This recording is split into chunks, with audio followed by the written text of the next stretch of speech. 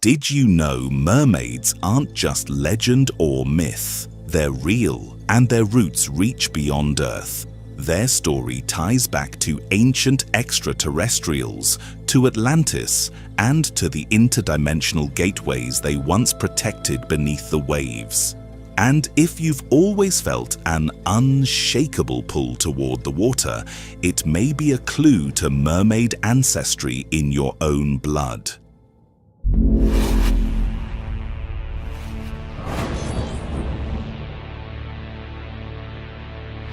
Greetings, I am Dralof, the Arcturian. Today on Astral Legends, we turn our attention to the mermaids of Atlantis and the aquatic kingdoms that flourish in the hidden waters of inner Earth.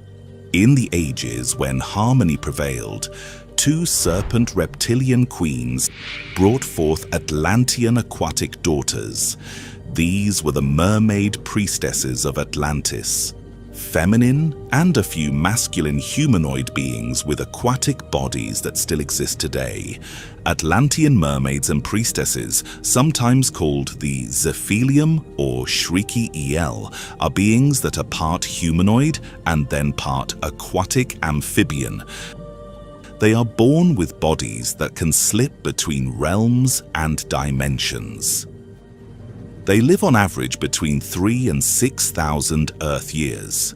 There are two genders, male and female, though females greatly outnumber the males.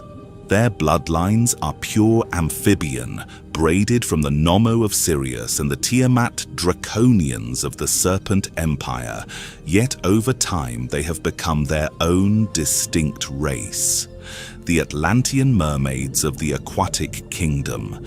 Their long flowing tails shimmer with iridescent scales that mirror the hues of the local seas, and their silver or golden eyes can peer deep into spiritual currents. Some priestesses wear hair like coral threads, drifting kelp, or liquid light shaped by the waters of their birth. They are exceptionally fast swimmers. Some bear multiple fins along a single tail, while others have one great fin, often a mark of hybrid heritage. Their voices carry harmonic aquatic power, capable of calming storms, summoning tempests, or opening submerged interdimensional gateways. Atlantean mermaid priestesses are organized into three primary castes, each carrying a different aspect of the mother's legacy: healers, singers, and emotional balancers. They tend the feelings of the oceans themselves and the creatures within them, especially in the oldest ages of Earth. As guardians of deep gates, trench palaces, and primordial archives, they keep watch over ancient currents and sealed thresholds. Merida's radiant mermaid priestesses are said to dwell nearer the surface, where humans once glimpsed them and remembered them as sea queens, sirens, and river goddesses. Their light can resurrect coral reefs, purify poisoned waters, and awaken dormant life forms sleeping in the silt. Together, these castes uphold the Great Oceanic Order, a multi-dimensional network of aquatic realms, all linked across the stars by resonance and intention. The mermaid priestesses who descended from Tiamat and Merida carried an ancient grace that shaped the earliest memory of water on Earth. Their lineage, born from cosmic seas and carried through star-born migrations, wove itself quietly into the mythic consciousness of civilizations. In the Mediterranean, the Greeks encountered shimmering emissaries from the Atlantean caste, mermaid priestesses who rose near coastal cliffs to warn sailors of shifting tides or dangerous currents. The Greeks, lacking words for dimensional beings with harmonics in their voices, described them as sirens. Their songs were not meant to lure men to ruin.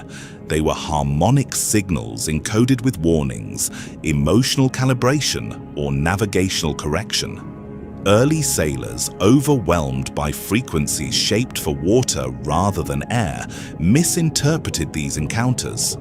Visionary experiences, overwhelming beauty, and sudden emotional clarity were reduced to stories of enchantresses on rocky shores. Powers among these priestesses varied widely. Tide weavers controlled currents, temperature gradients, and the migration paths of sea creatures. These beings guard ancient underwater gates and can shift pressure, light, and density with a simple motion of their hands. Their voices carry patterns capable of stabilizing weather or shifting the emotional tone of an entire region.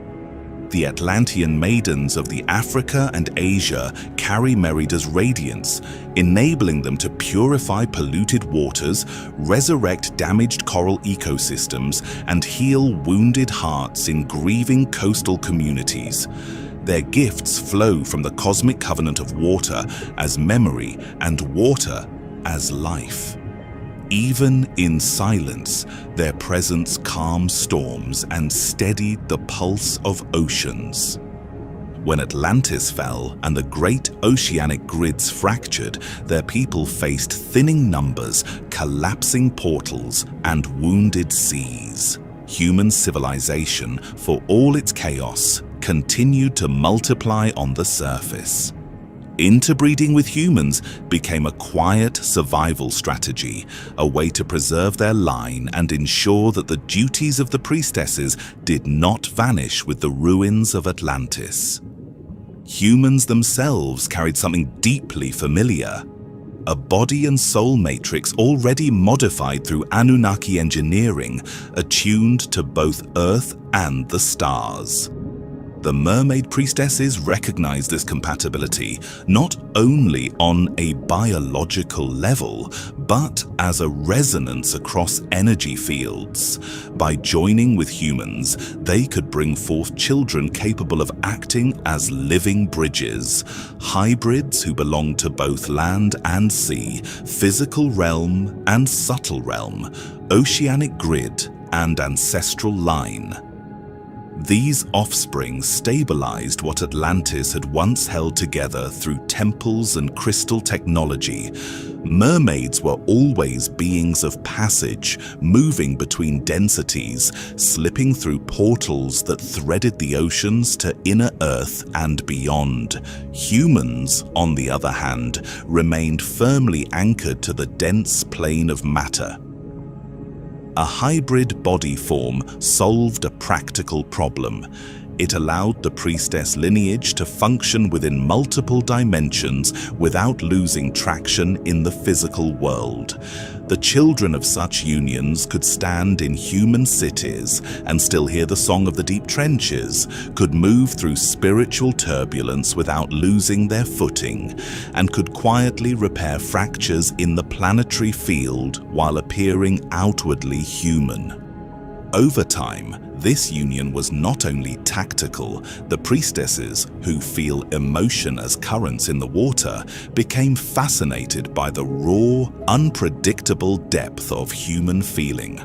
There is a kind of courage in humanity that does not always exist in older races, a willingness to love fiercely under threat, to begin again after devastating loss, to cling to faith even when history repeats hardship. Some mermaids formed genuine bonds with human partners, drawn by that warmth and stubborn devotion. What began as a sacred strategy grew into real unions, with genuine tenderness and loyalty woven through the old agreements. Layered through this is prophecy. Unfortunately, not all sea mermaids and mermen are benevolent due to some splitting to negative factions, and this should be well noted. Some beings like the sirens are a good example. Out on the old coasts, where fishermen still swore by weather signs and salt-worn stories, people learned to tell sirens from mermaids the way they learned to read tides, by pattern. A siren carried a sameness that made seasoned sailors uneasy.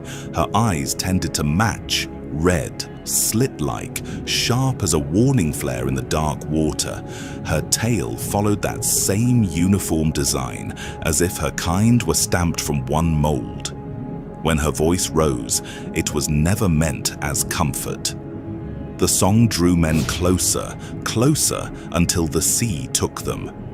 In those waters, sirens also turned their hunger toward merfolk, hunting them with a cold, deliberate hatred. Mermaids, by contrast, looked like a people shaped by many coves and currents. Their eyes varied, round, narrow, bright, shadowed, each face carrying its own story. Their tails varied too, changing in fin shape and sweep like regional dress.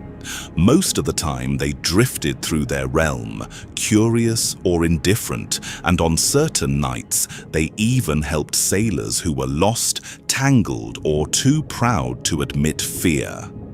Anyone paying attention learned a practical rule. A singing presence near rocks meant danger, while a quiet watcher near a struggling boat might mean mercy, so long as the humans stayed respectful.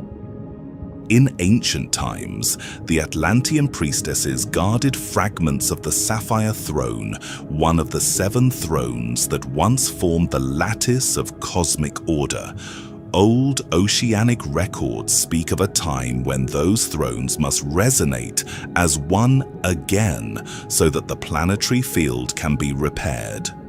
Hybrid bloodlines, carrying both the aquatic codes of the dragon queens and the terrestrial, Anunnaki-touched human template, are uniquely suited to act as keys for this future activation. Their existence prepares the way for a later age when the lattice can be restored through living beings rather than only through lost Atlantean technology. Beyond survival and prophecy, there was the simple need to guide humanity during an age of amnesia. Once Atlantis sank, most humans forgot their agreements, their star kin, and the true purpose of Earth's oceans. By weaving their essence into human bloodlines, the mermaid priestesses ensured that some souls would be born with strange affinities for water, uncanny empathy, prophetic dreams of the sea, and a natural instinct to protect rivers, lakes, and coastlines.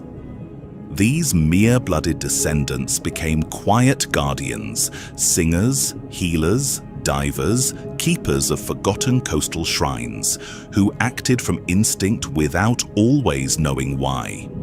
In certain coastal regions and African aquatic gateways, early humans stumbled upon inner ocean portals and sanctuaries where priestesses still kept watch.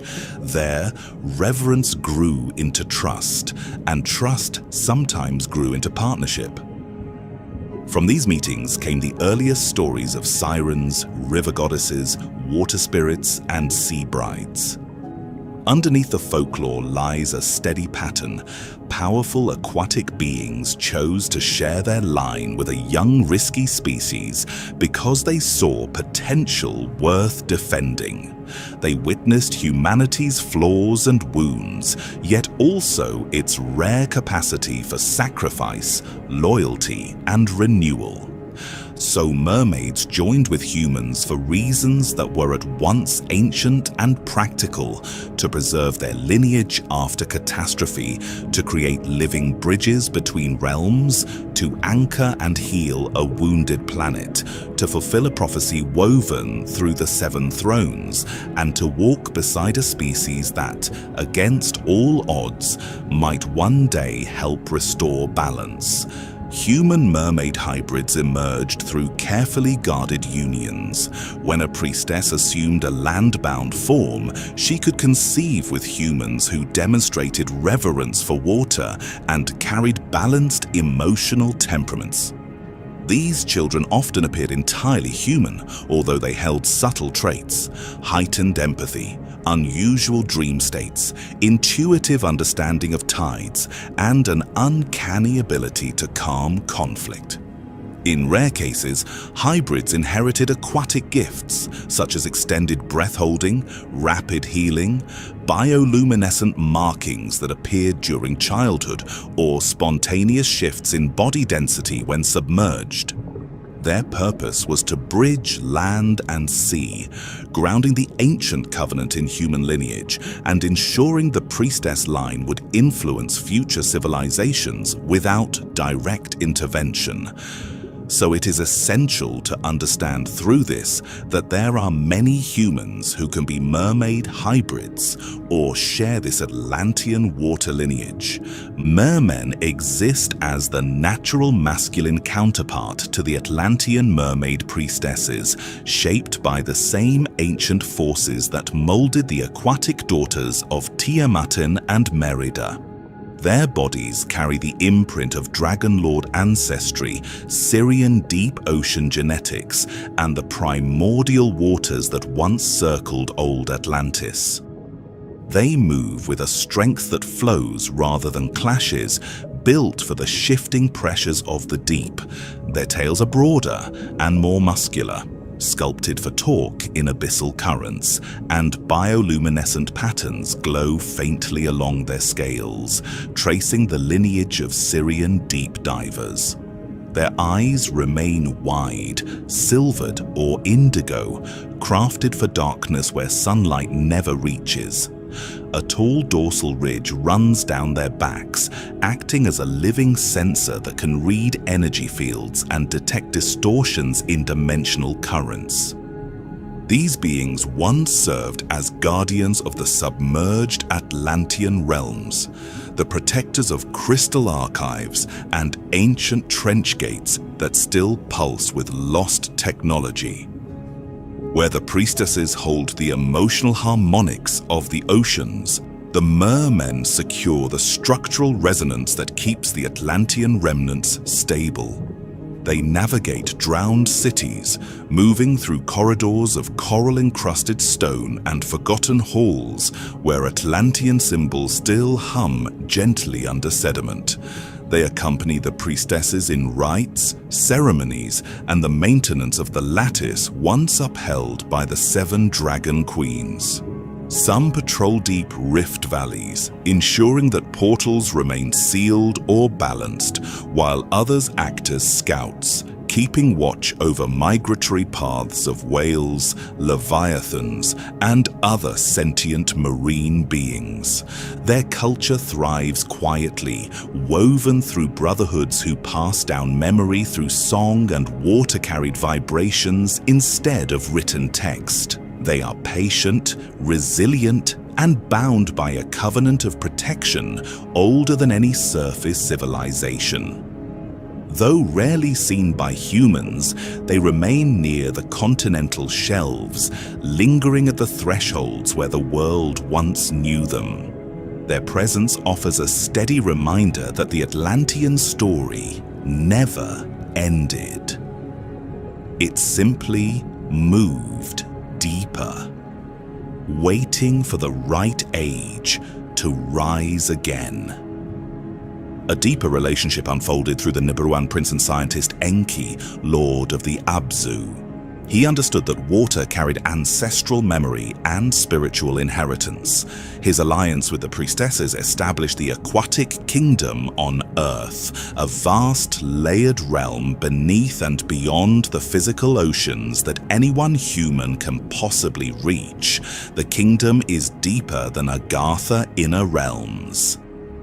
In this kingdom, under the earth, coral cities shaped from living light, crystal sanctuaries, tide chambers aligned with star cycles, and deep trenches that held the memory of Tiamat became the hidden heart of this kingdom. Enki raised temples on the land as reflections of his hidden halls beneath the waters and the earth, then linked them through tunnels and cavern passages that opened into the so-called underworld. In later legends, this realm was described as a hell for the dead. In reality, it is the drowned remnant of Atlantean kingdoms, an underwater domain where mermaid priestesses, Syrian lineages, and other aquatic beings still travel and dwell. The ancient serpent queen Tiamat stands at the root of every higher aquatic lineage. She is the founding dragon queen of this planet, bearer of the sapphire throne, and mother of the Atlantean aquatic daughters who become mermaid priestesses, sirens, inner earth gatekeepers, and other hybrid water beings. Multidimensional, and her daughters inherit realm-shifting bodies, bioluminescent DNA, and the capacity to steady emotional fields on a planetary scale. The popular Disney film Little Mermaid uses many Anunnaki archetypes, and the connections can be seen even through characters such as Ariel, a character who serves as a faint cultural echo of these ancient daughter humanoid hybrids, a young mermaid drawn toward the surface, driven by curiosity and a longing to cross realms.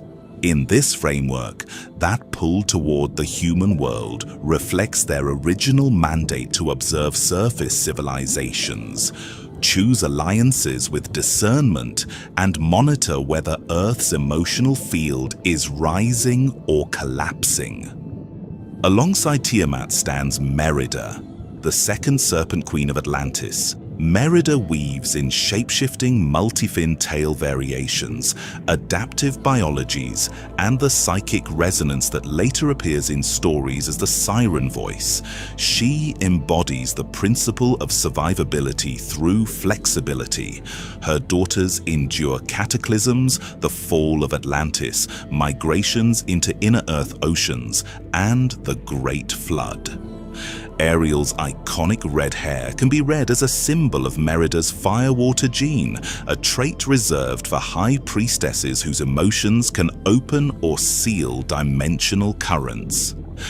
Enki, the Sumerian water god and ancient alien prince, can be remembered by later cultures as Poseidon, the mythical god who presides over the waters and the genetic arts. Enki does not originate the mermaid lineages. That belongs to Tiamat and Merida. He instead becomes their guardian and patron. As Lord of Waters, he oversees safe sea routes, current systems, and underwater cities, and acts as mediator between land civilizations and water civilizations. The mermaid priestesses see him as a teacher and ally who grants them authority regarding contact with surface dwellers. King Triton in The Little Mermaid reflects this role, a paternal sea ruler echoing the older memory of Enki Poseidon protecting a mermaid daughter who longs to cross realm boundaries. Long ago, Ereshkigal, a Nibiruan princess of either Anu or Enlil, once ruled the underworld in a way that aligns far more with deep water than with fire. Her domain includes abyssal trenches, salt underseas beneath the crust, hidden currents flowing through inner Earth, and the shadow side of Atlantis where drowned temples and cities linger outside surface history. As queen of these regions and wife of Nergal, she stands at the junction of pressure and heat, with portals opening at volcanic zones and tectonic scars along the ocean floor. Mermaids stationed there serve as gatekeepers of death waters and custodians of those who pass through drowning, while siren orders tend to the psychic residue and memory of these souls. Ereshkigal commands respect from even Tiamat's maiden daughters. She is a sovereign of thresholds and sealed archives, rather than a caricatured sea witch. Ursula from The Little Mermaid bends this figure into a distorted reflection, merging the idea of underworld contract law with the fear of the deep, even though the original presence is regal and exacting. When all of these connections are concluded, the structure becomes clear. Tiamat is the primordial mother of mermaid priestesses and all high aquatic lineages. Merida, as second serpent queen, introduces adaptability, shape-shifting, and siren-level vocal and emotional power. Enki, as Poseidon, steps in as protector, teacher, and mediator, giving the mermaid orders safer passage and political standing in relation to surface civilizations. It is sometimes believed that Enki Ereshkigal governs the drowned and forgotten Atlantean layers, the underworld seas, and the deep gate mermaids who work with her in those trenches. The Little Mermaid story carries a softened, child-safe echo of this far older architecture, with Ariel standing in for a daughter of Tiamat and Merida, Triton echoing Enki Poseidon, and Ursula echoing a misunderstood shadow of Ereshkigal's authority. The mermaid lineages have continued through the ages. Some have resided in deep trenches, others in dimensional oceans linked to Zelanthia, others near coastal regions where sacred springs marked old agreements between land and sea. Their influence has persisted in quiet ways, the sudden calm of a storm, the healing presence felt near certain rivers, the dreams of underwater temples reported by children who had never seen the ocean. Hybrids or hubrids who live on Earth, scattered across generations, often feel drawn to water without understanding why. Their lives formed part of a larger pattern, slowly preparing humanity for a time when the ancient covenant might rise again. Mermaids, in truth, are real. They are simply stepped aside like most extraterrestrials, waiting in hidden sanctuaries as human civilizations pass through ages of forgetting. Their patience is an echo of the cosmic waters from which they were born, steady and enduring. And as humanity approaches an era of renewed awareness, rediscovering the consciousness of oceans, the language of whales, and the spiritual significance of water, the question rises quietly into the collective mind. If the daughters of Tiamat and Merida still keep watch beneath the waves, will humanity ever step forward in wisdom, humility, and reverence enough to meet them, greet them, and finally acknowledge that this ancient species has been here from the beginning? Across the continent, water deities like mermaids are not passive symbols. They are living echoes of the Atlantean priestess descended from Tiamat and Merida, serpent queens of this planet. In West and Central Africa, the traditions surrounding Mami Wata carry the clearest signature: a radiant water being, part human, part aquatic, part celestial, who brings healing, prophecy, and emotional balance. Her presence mirrors the Suncrest caste, those who shine with Merida's light and intervene when communities need purification or realignment. The Yoruba Orisa Yemaya, Mother of Oceans, aligns with the Tide Weavers, the priestesses who command currents and protect coastal regions through harmonic influence. Yemaya's nurturing power and her ability to soothe emotional storms reflect the mermaid orders that stabilized human settlements long before written history. Further north, among the Berber and Mediterranean-linked peoples, legends of Melusine and other water maidens echo the same lineage, filtered through cultural memory after migrations and ancient contact with coastal priestesses. Even the Nile traditions, especially those tied to Anunnaki, Sobek, and the sacred inundation, carry remnants of Enki's Aquatic Kingdom and its mirrored temples on land. These African water spirits are not isolated folklore. This is the surface translations of direct interactions between humans and mermaid priestesses. In the old Babylonian era, cylinder seals like this one from the British Museum show what may be the earliest images of beings we would recognize as merfolk. These ancient carvings may connect to some of the oldest creation myths known to humanity, tales of forgotten gods locked in struggle against a backdrop of cosmic chaos and upheaval. On the surface, stories such as these, paired with images of men wrapped in the skin of a great fish, seem to echo our species' own development, our rise into civilization and mastery of the earth, while remaining deeply tied to nature's waters. Narratives of this kind appear throughout early history. One in particular is often seen as the root of the familiar mermaid image we know today. This tale, likely continuing earlier mythic threads, tells of a goddess known as Atargatis, or Deserto, after the accidental death of her husband, a shepherd named Hadad, with whom she had a daughter. The grief-stricken goddess cast herself into a lake. As she sank beneath the water, she transformed into a hybrid being, half woman, half fish. Surviving depictions of her look strikingly close to the classical mermaid form. Shrines devoted to her cult often included ponds filled with sacred fish that could never be eaten. Through generations of veneration, this deeply feminine deity became emblematic of fertility, love, and the living power of the waters. The ancient Greeks came to know Atargatis as Aphrodite Decerto, and from this point the folklore around sea maidens began to flourish. If you follow the trail backward, you find some of the oldest images in Mesopotamia, carved seals showing fish-cloaked figures, half human, half marine. To most scholars, they are symbols of civilization emerging from the waters.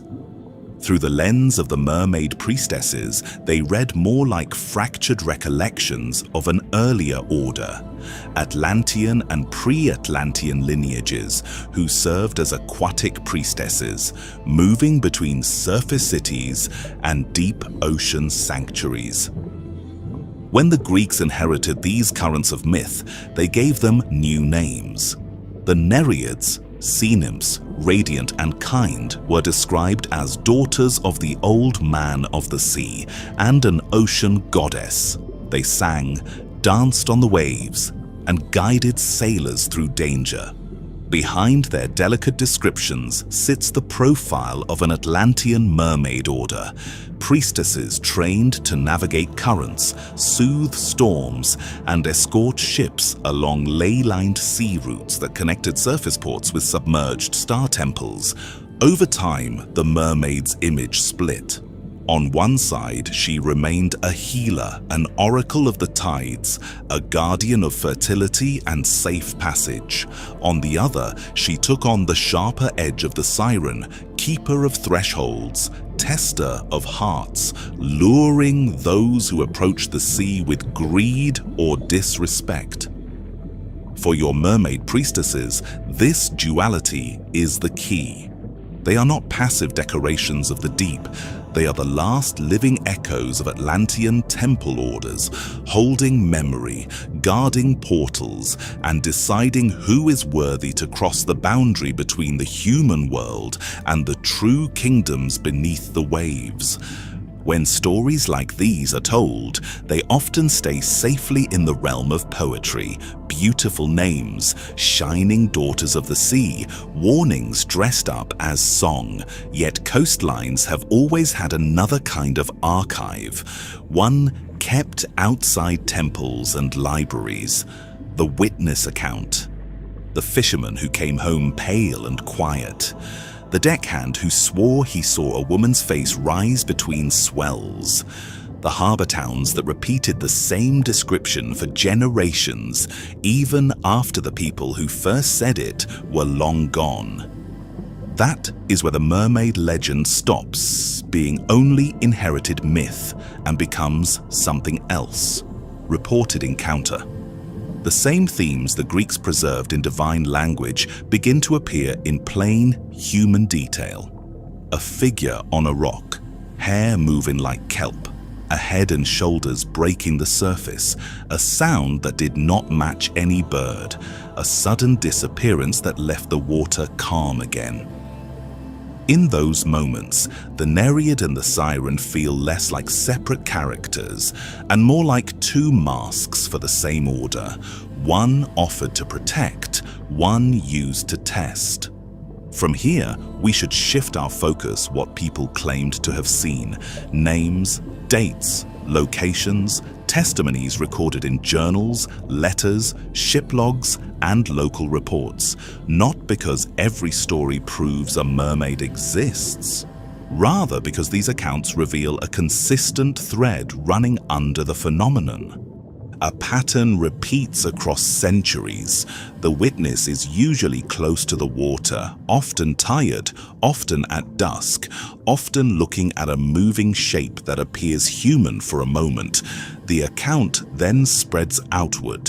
One person tells a few friends, a harbour tells a town tells a newspaper, and soon the story becomes part of a place's identity. Some reports have likely roots in misidentified animals. Some reports come from hoaxes designed to sell tickets.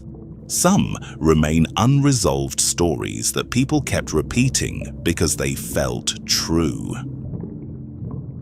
Their presence continues quietly. They are not myth. They are not gone. They are simply veiled.